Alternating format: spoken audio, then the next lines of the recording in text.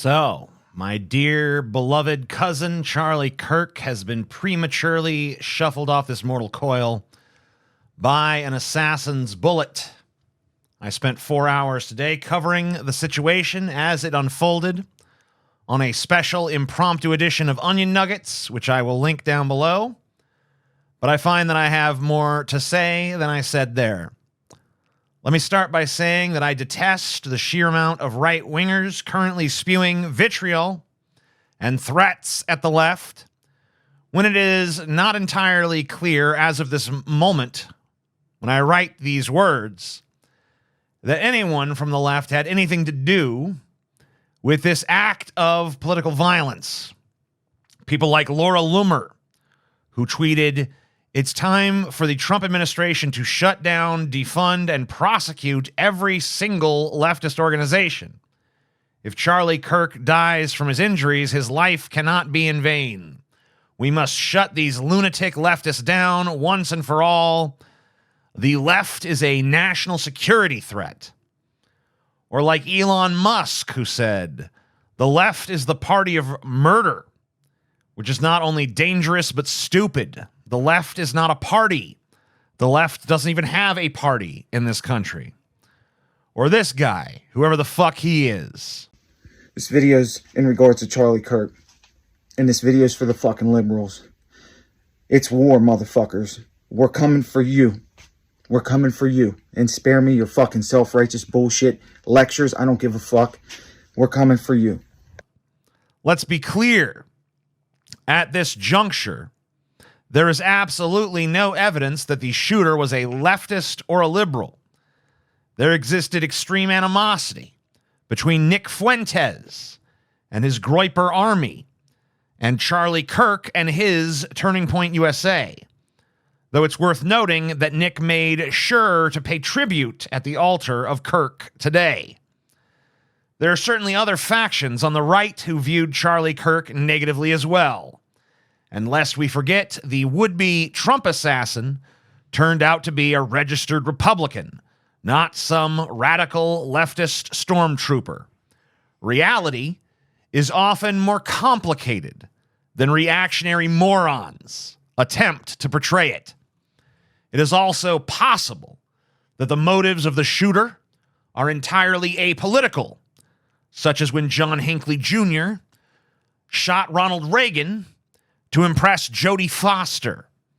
Back in 1981, Hinckley was not trying to bring down Reaganism or topple the GOP or signal allegiance to any political movement. He was trying to get the attention of an actress. The most powerful man on earth was nearly killed because a deeply disturbed guy wanted to impress a woman who didn't even know him. The motives of violent people often lack the neat ideological coherence that commentators love to paste over them. That all being said, it is of course entirely possible that Kirk was targeted by a left-wing extremist. But that possibility does not justify the rush to hang this crime like a scalp on the belt of the American left before Kirk's body is even cold. If the assassin turns out to be politically motivated, then the facts should speak for themselves. But until then, what we're witnessing is nothing more than naked political opportunism. Another line of rhetoric to emerge from the chaos of today's events is this lie of Charlie Kirk, the moderate. Charlie Kirk may not have been the fringiest of the fringe, but moderates don't condone stoning gay people to death, as Charlie does in the following clip. Is in Leviticus 18, is that thou shalt lay with another man shall be stoned to death. Just saying. So, Miss Rachel, you quote Leviticus 19, love your neighbor as yourself. The chapter before affirms God's perfect law when it comes to sexual matter. Now, I am being told, as a bisexual man with LGBT friends and family members that I am a bad person for not mourning the death of a man who used his platform to push for the death of myself, of my friends, of my family, as a matter of public policy. Charlie Kirk thought women and girls should be forced to carry their rapist baby to term. He supported the brutal Israeli genocide in Gaza so strongly that Netanyahu himself publicly mourned his passing. I won't even get into his hatred of trans people, black people, immigrants, and so forth, because I'd be here all night throwing citations at you. Charlie Kirk was not a moderate. He was not compassionate or kind. And despite what the revisionists would have you believe, he did not value open dialogue. He valued carefully cultivated confrontations with soft targets that he could easily edit to fit his narrative. He valued lazy, gotcha politics, infotainment slop designed to pump up right-wingers who exist in the gravitational pull of his hug box.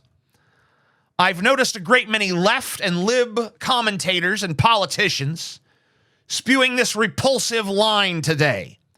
This line of, I may not have agreed with Charlie Kirk, but blah, blah, blah.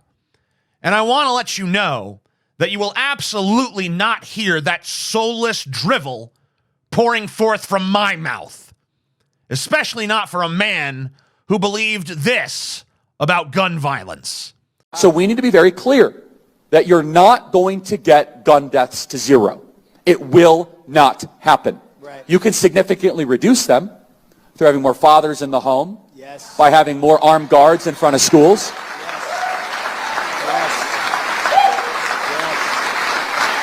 We should have an honest and clear reductionist view of gun violence, but we should not have a utopian one. You will never live in a society when you have an armed citizenry and you won't have a single gun death.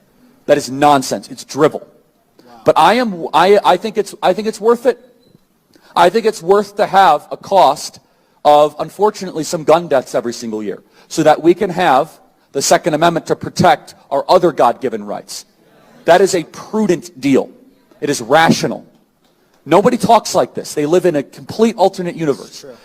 As far as I'm concerned, Charlie himself viewed his own grisly demise as nothing more than the price of freedom.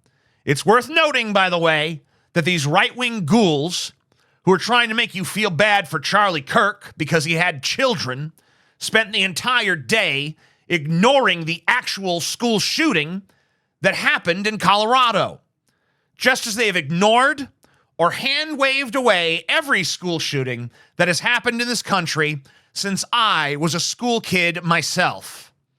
I'm not going to spend much more time on this video. I spoke about this event at length earlier today. Let me just summarize my feelings thusly. I will not waste empathy on a person who reviled empathy. I can't stand the word empathy, actually. I think empathy is a made-up New Age term that does a lot of damage. I will not cry for the shooting death of a person who dismissed the shooting deaths of others. I will not mourn the concept of a moderate who never existed. I will not cry at the grave of a person who wanted me and people I love dead. And I will not pretend for a single second that I view what happened today as a tragedy. And I will not feed you some empty platitude about how I condemn political violence as I read countless tweets from right-wingers who are threatening leftists with political violence as we speak. I will conclude this by saying, if you find the events of today surprising in any way, then you must be utterly devoid of any sense of connection with the zeitgeist of this nation. What happened today is not an aberration. It is the logical culmination of the trajectory we've been on for decades.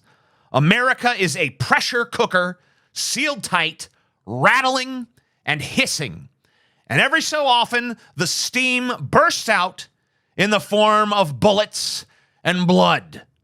We live in a culture where violence is fetishized, where political rhetoric is militarized, where owning your enemies is worth more than understanding your neighbors. To be shocked by this is to admit you've been sleepwalking through the unraveling of our civic fabric.